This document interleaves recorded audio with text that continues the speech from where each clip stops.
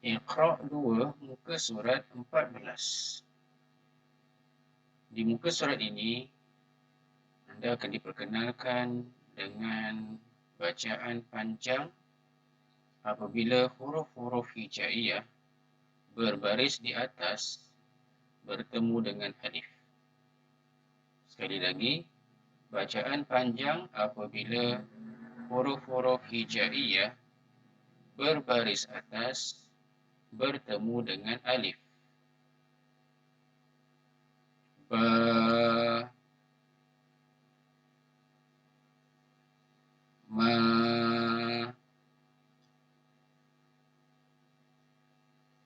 ha,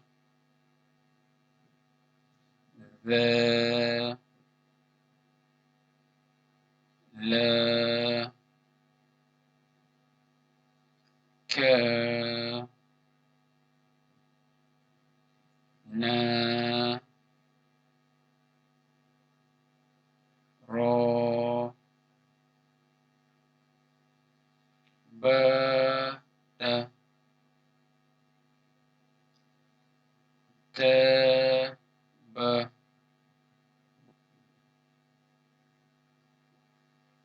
fa, ba,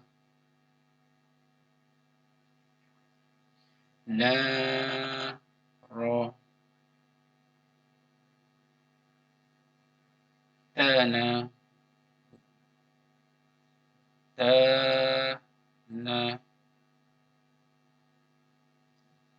na, ta, na, ta, ya, ba, ya, ba, ba, ya, ba, ya,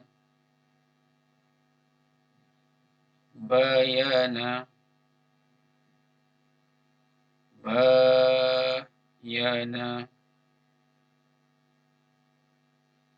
bayana,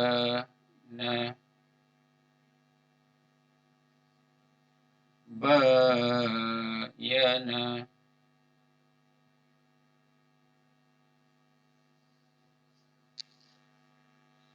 abada, abada, abada, abada,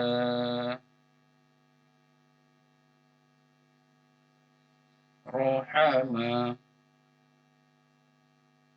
rohama, rohama, rohama,